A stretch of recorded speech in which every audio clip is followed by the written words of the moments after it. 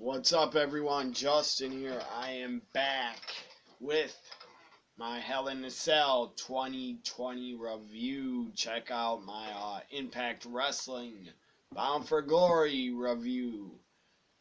I didn't think Bound for Glory was that good. I thought last year was probably better, but whatever. Check out my Bound for Glory review. I'd say there are like 2 or 3 good matches on Bound for Glory. So here we go. Hell in a Cell just ended like 5 to 10 minutes ago on the pre-show kickoff. We had a championship matchup. The title doesn't mean anything, but it's a funny, good comedy title for a laugh. And Little Jimmy is there and appeared, I think. I wouldn't know. I can't see Little Jimmy. He's invisible. He's the invisible friend of R-Truth, or he's his son. I don't know what Little Jimmy is, but R-Truth sees a person or sees Little Jimmy. I don't know. Maybe he's a midget. Maybe he's not a kid. I don't know what he is. Maybe he's an invisible midget. Maybe he's Beetlejuice from the Howard Stern show, and that's why Beetlejuice has not appeared on the Howard Stern show. Maybe he's Little Jimmy. I don't know. But anyways, R-Truth took on and defended the 24/7 title against Drew Gulak. Poor Drew Gulak. Guy's a great wrestler. But he can't get out of this going after the 24/7 title.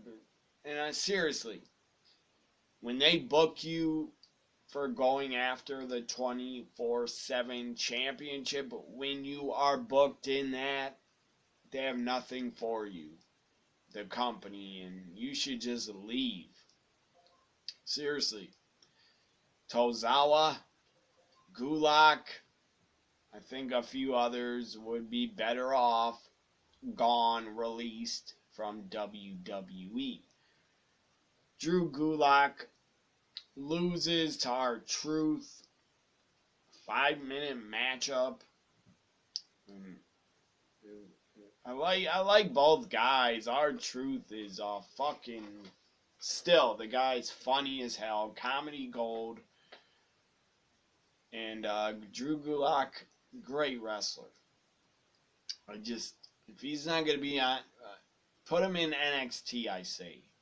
If Drew Gulak is not back, a part of NXT, I don't think he ever was. He was in NXT, I think, a very short time. But whatever. Put Drew Gulak back in NXT, please. So now the pay-per-view, Hell in a Cell 2020 kicks off with the Universal Championship I Quit family. The Tribal Chief, the Universal Champ, Roman Reigns defends against, once again, his cousin, Jey Uso. My God, it's great. I thought it was great. It had a ton of emotion in it. Real emotion. I mean, you could tell, even though these guys got to face each other in a hard-hitting, pretty brutal I Quit match, you could tell they fucking care for each other and they love each other. Of course they do, behind the scenes. Roman, after the match, even broke down before he then turned on his cousins again. But he did break down and cry. So it was a brutal match. Jey got out a strap and was strapping Roman. Not the other kind of strap that I won't mention. I got a dirty mind. I'm sorry. But anyways, a leather strap. He was whipping Roman. And he was whipping him good. Now that stupid song has popped in my head from Devo. Whip it good. So, Jey Uso then gets just beat down, laid out. The guy then I don't know why I called him the guy, but Jey Uso then had the strap like wrapped around his legs. It looked like he couldn't even stand or something. He's laid out. He wasn't getting up. He was like knocked out. Roman was fucking savage. The guy really is a tribal chief of the family. He kicked in Jey Uso's head into the post. Drive-by. That's what it's called. Then he did it again with the steel stairs, I believe, into Jay's head. And my guy Jey Uso was not fucking moving, not getting up. He couldn't even say I quit. He's like knocked out cold. Paul Heyman was shocked. He was outside like this. Like, he wanted it to be stopped. And then in comes Jimmy Uso, the brother, twin brother. If you didn't know, by the way, Jimmy is the Uso married to Naomi. Jey Uso has a totally different wife. That's not a wrestler. I know that because I watched Jey Uso's Chronicle. It was pretty damn good. But Bayley's Chronicle was better. I love Bayley. She had a great WWE Chronicle on the network that I just watched this morning. Bayley's fucking just, she's great. Anyways, so Jimmy gets in, gets over his brother. He's like, no. And then he's knocked out. Roman and Jimmy's like, what the hell's wrong with you? What are you doing? Like, we're family, stuff like that. And Roman doesn't give a fuck. Heel Roman is fucking great. He's awesome. He doesn't give a fuck.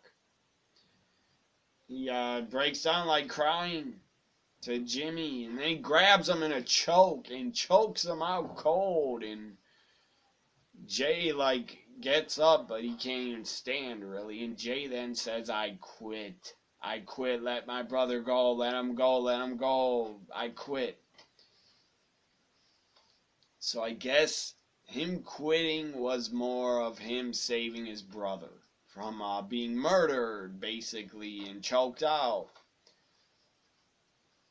So Roman Reigns wins and retains.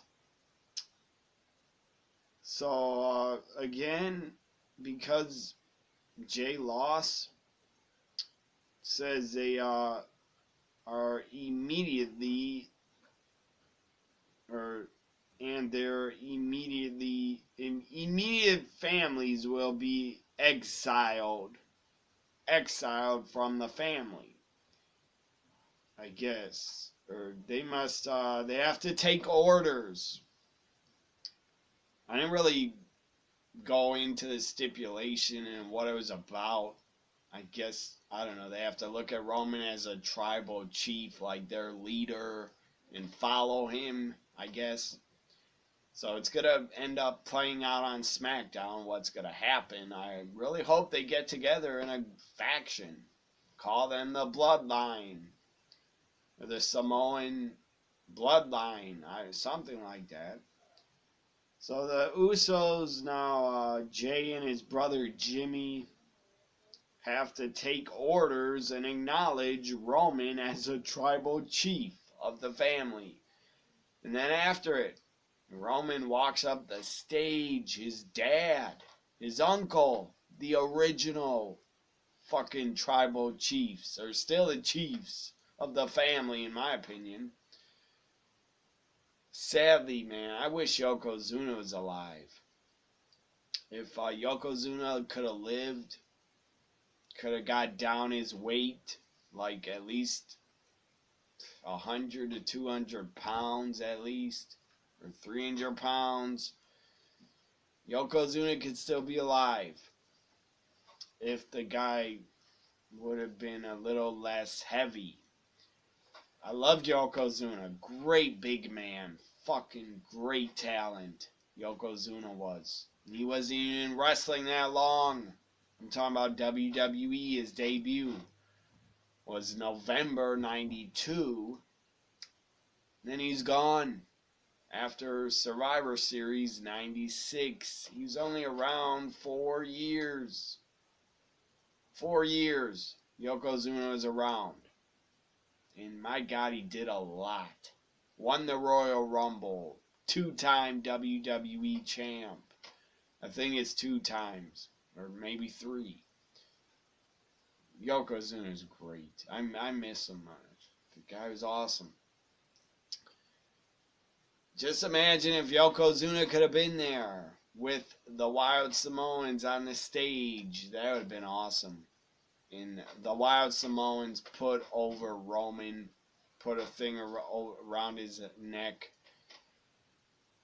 And my God, that is the Wild Samoans basically saying Roman is the baddest man in the family and the tribal chief. And now the leader of the family and like the top guy. That's awesome. That's a hell of a fucking endorsement. The Wild Samoans. They were bad, fucking scary looking guys in the 80s when I was a little kid. I didn't really get to see them when they were still like full time in their prime as a tag team. But they were fucking great and scary looking, like they could kick some fucking ass in and outside of the ring.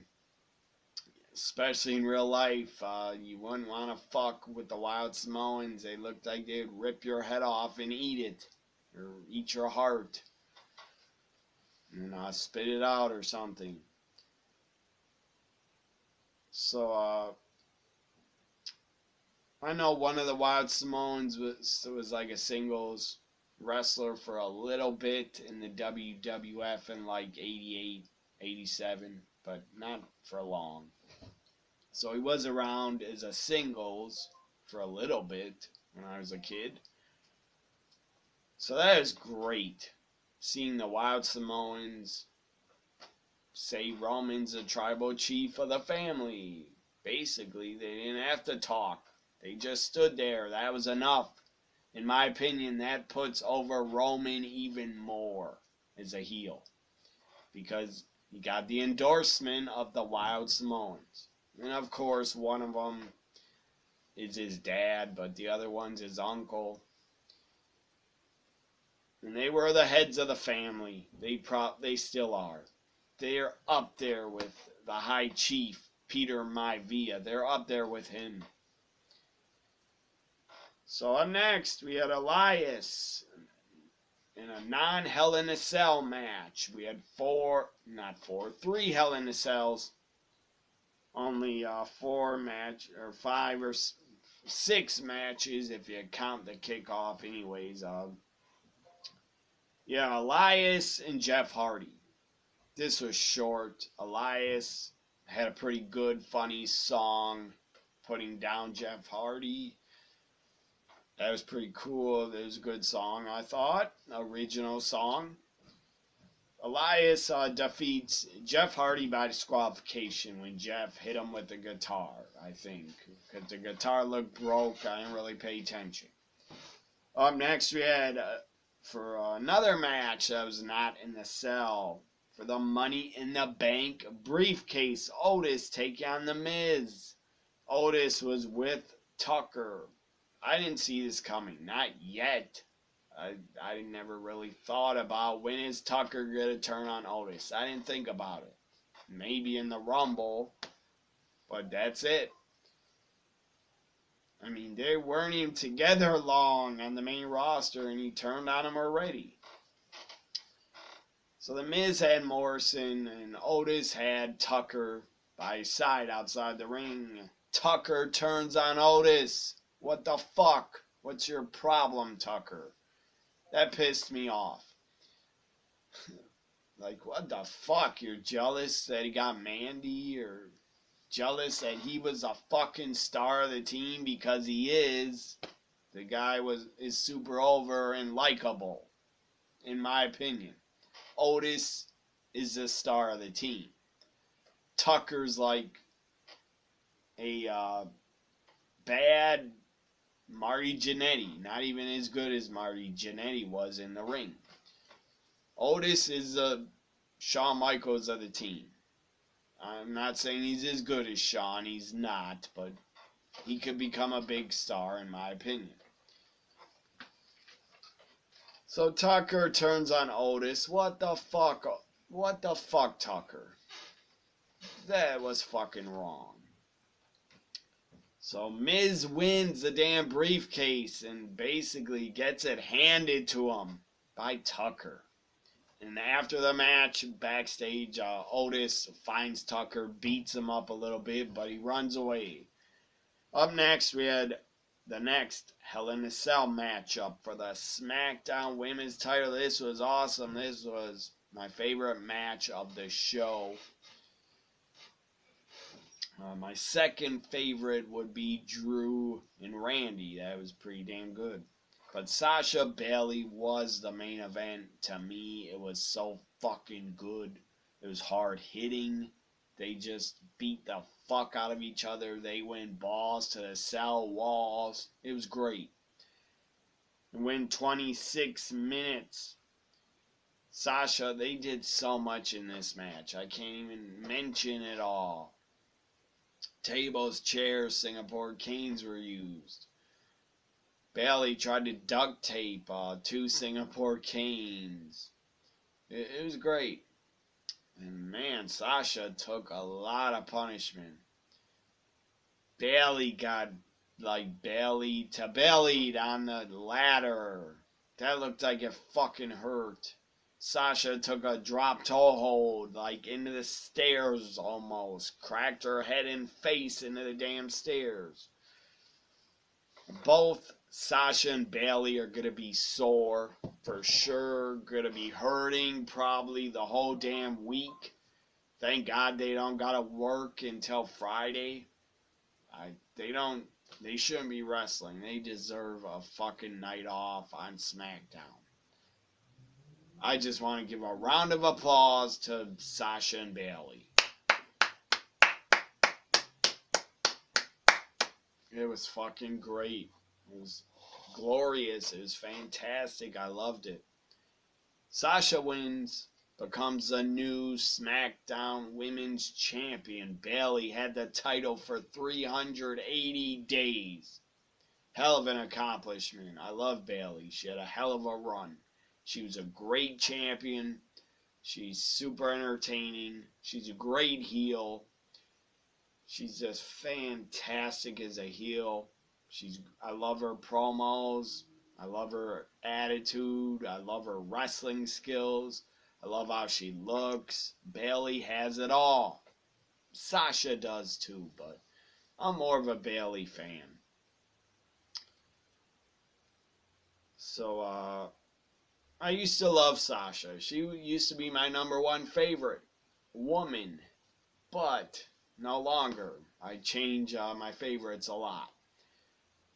Number one will always be Asuka. My number one favorite woman in wrestling will be Asuka. Number two will always be between Bailey, Toni Storm, Dakota Kai, Rhea Ripley, those women. Shotzi Blackheart could be my number two. I think she's that good, and I love her gimmick. I love her style, her look, her wrestling ability, her attitude. I love Shotzi. So she could be my number two over Sasha, for sure. Sasha, I would say, is in my top 5 or top 10 favorite women. But I wanted Bailey to win. But I did predict Sasha would. Sasha wins, is your new SmackDown Women's Champ. Congratulations to Sasha. Hopefully she retains after her first title defense and doesn't lose it like she lost all her other title reigns. She lost them after, I believe, the first title defenses. What the fuck? What kind of booking was that for Sasha before? That was bad booking. Bayley might get a rematch at Survivor Series. Maybe. They could drag this on. This could go until WrestleMania, but I doubt it. I think Bianca Belair will win the Rumble and challenge for the SmackDown Women's title at WrestleMania. Bayley and Sasha could go to Survivor Series, have a last woman standing. They could go to TLC, have a TLC match. They could even face off again at the Rumble. I don't know what kind of match. First blood? Who knows? That's what I would book. Anyways, Sasha wins.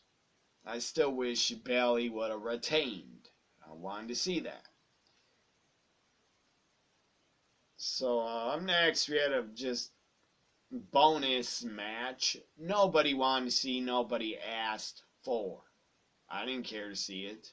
I'm sick of retribution against Hurt Business. I'm sick of it. Sick as fuck of it. It was annoying. Lashley and Hurt Business backstage or Lashley's like, I'll defend the U.S. title against anybody in retribution. How about the guy with the dumbest mask? I think Benjamin said that. Or what about that guy with the stupid mask? A ripoff of Jason.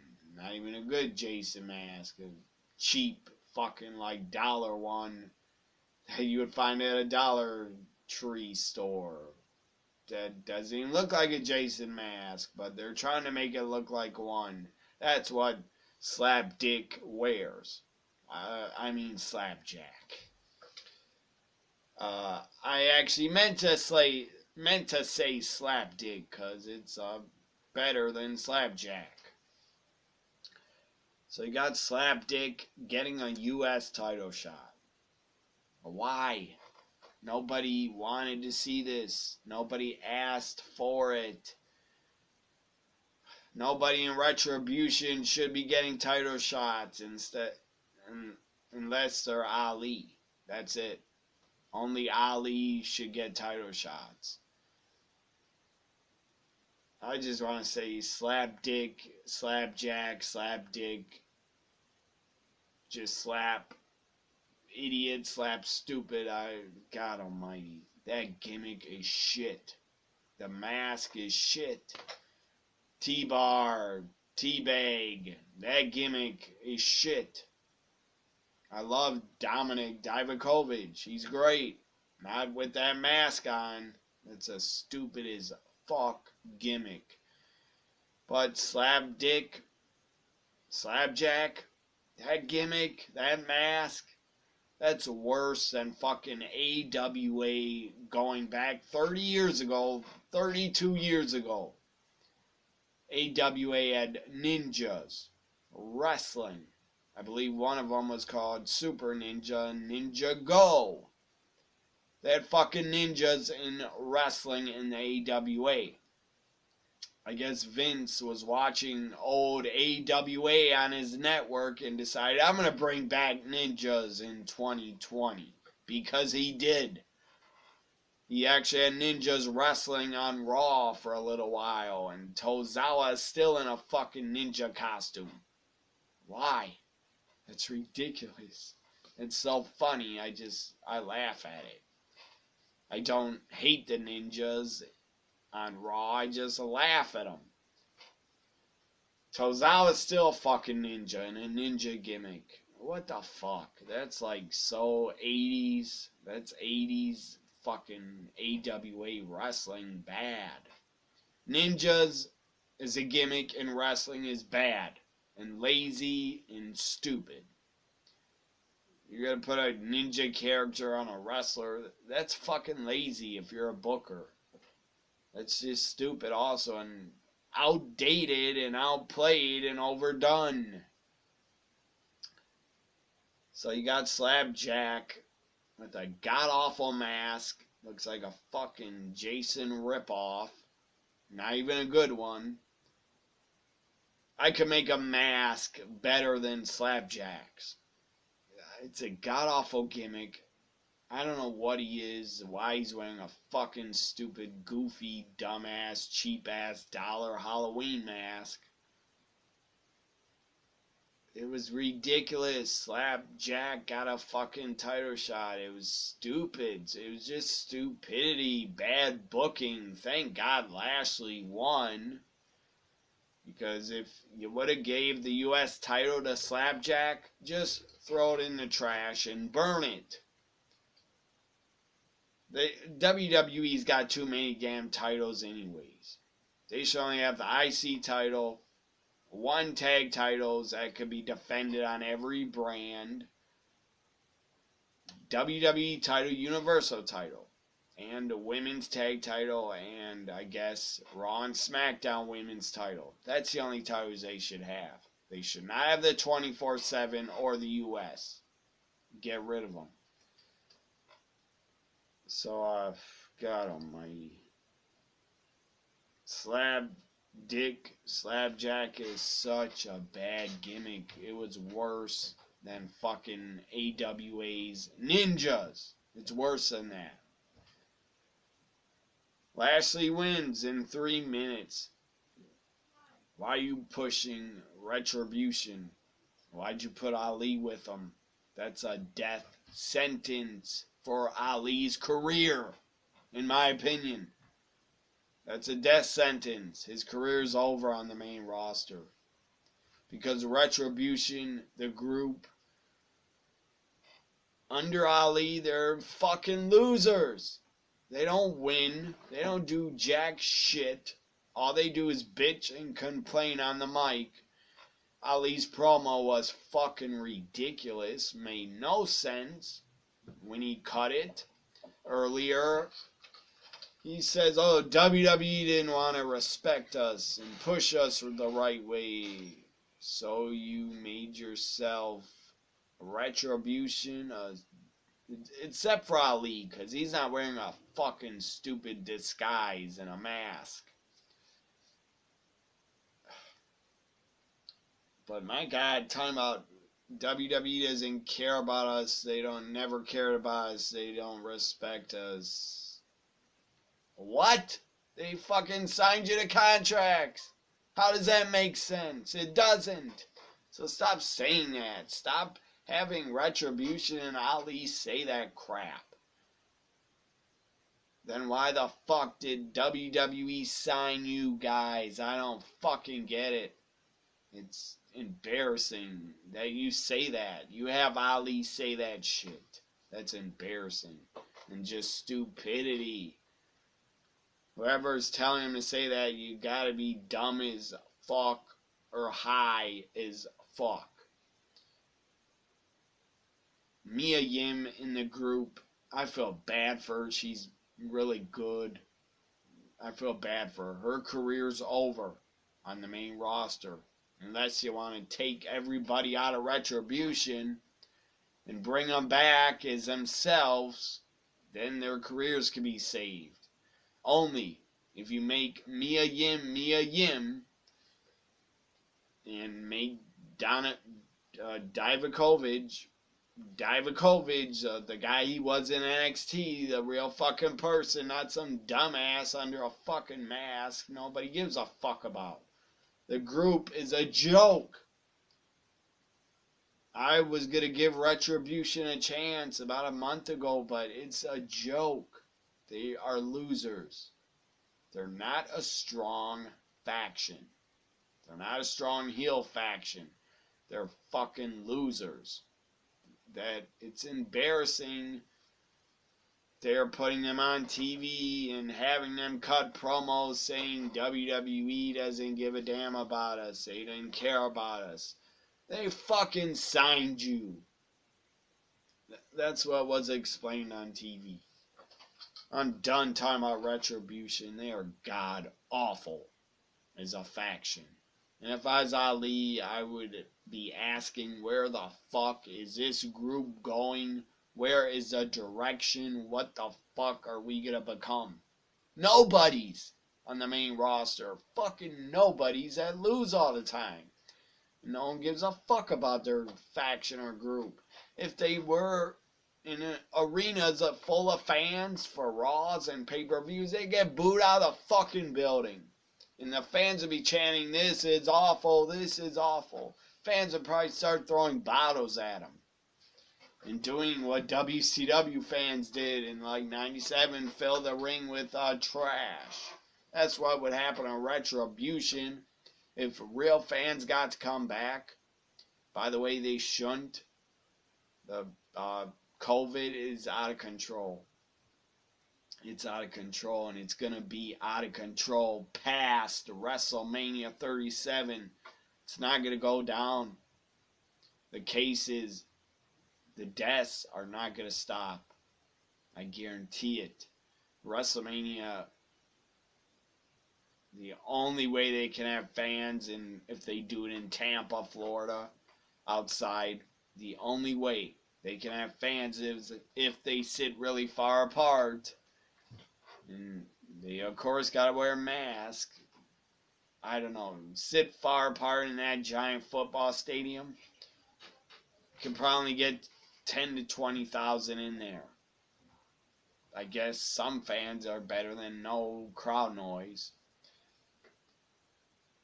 But my point is, if there were fans, Retribution would be fucking booed and destroyed by the live arena fans. But there aren't going to be live arena fans until probably the end of 2021. But I always like to say 2024 is when you'll see arenas full of fans again. And I'm not joking. It's going to be 2024, I bet. I hope I'm wrong. Up next, the main event. So Bobby Lashley retained. Who gives a flying fuck? Nobody gives a rat's ass. I talked about and ranted about Retribution way too long, but I had to say it. Retribution is god-awful, and they piss me off. What they do with them. Could have treated it really awesome. Could have treated Retribution like a fucking NXT invasion group. But no, you fucked up. You totally dropped the ball with booking Retribution. Why the fuck would you even... Why would WWE sign them? Let me ask you that.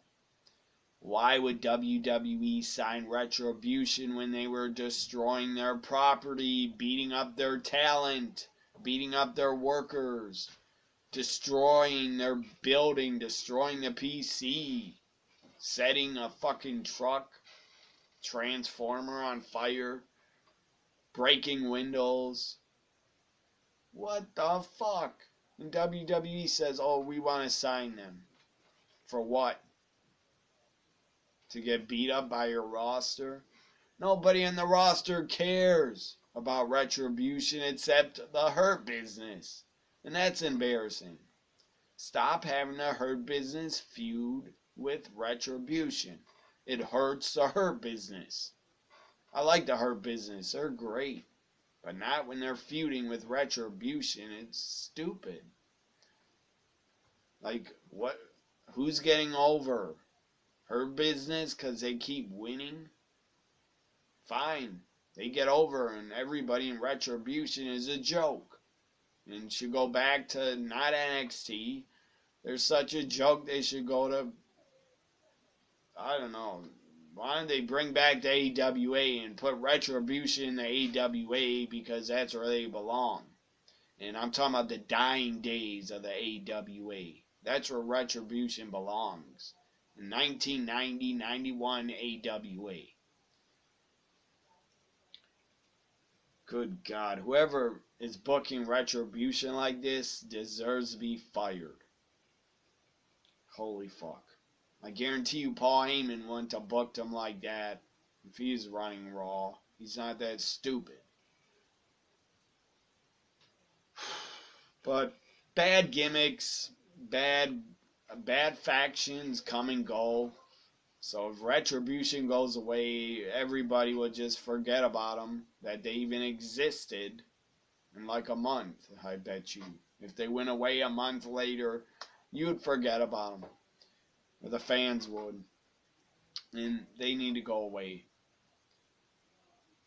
They need to let Dio be Dio Madden, whatever the hell his name is. Divakovic be himself. Mia Yim be herself. Ali be himself. Slap Dick, Slapjack, I don't know who he is. Shane Thorne, he could be himself too. Put him back, I don't know where. Put him in NXT. You don't even really need him. Release him. So main event was Randy Orton, Drew McIntyre for the WWE Championship. Is very, very good. Randy Orton is a great fucking legendary heel. Future Hall of Famer. They went up to the top of the cell for some reason. That's kind of pointless. I've seen it a million times. It didn't do anything for me. It didn't make the match any better. So, anyways, Drew crashes through the announce table like 10 feet off the cell. That looked like he kind of hurt. He grabbed his neck. Hope he's okay. Then he's acting like he's coughing up blood. They said Drew was spitting up blood. It was probably a blood capsule. Had to be. Anyways, Drew was a great champ. Drew McIntyre, I still love the guy. He's a great wrestler, great worker, great on the mic, great for the WWE. For the guy did a ton of promotion. And Drew had a great run. He had a great reign as champ. He defeated Brock. Brock put him over. That made Drew a bigger star. Drew, sadly, did not get a real WrestleMania moment because there were no fans. But hopefully he'll get that. Or, I don't know, when fans are back in 2024, he'll get to be cheered again. If he wins a title in 2024. Randy Orton wins. RKO. 1, 2, 3. Drew was beat up badly. Ribs were hurt, spitting up blood. RKO. 1, 2, 3. Randy Orton, 14-time world champion. Randy Orton, your new WWE champion. Hope you enjoyed my Hell in the Cell review. 2020 review. I think I gave it an A- on Twitter. I graded it A-, I believe. I enjoyed everything except the U.S. title. And Elias Jeff was kind of pointless. But I like Elias and Jeff. U.S. title should have not been on the pay-per-view at all. But every other match, I enjoyed. All 3 cell matches were really fucking good. Roman, Jey Uso did not go too long. Sasha Bailey went the perfect amount of time. Drew Randy went the perfect amount of time. I enjoyed all the cell matches. I give Hell in a Cell 2020 a A-. What's your grade? Leave it in the comments. Like, comment, share, subscribe. Bye for now.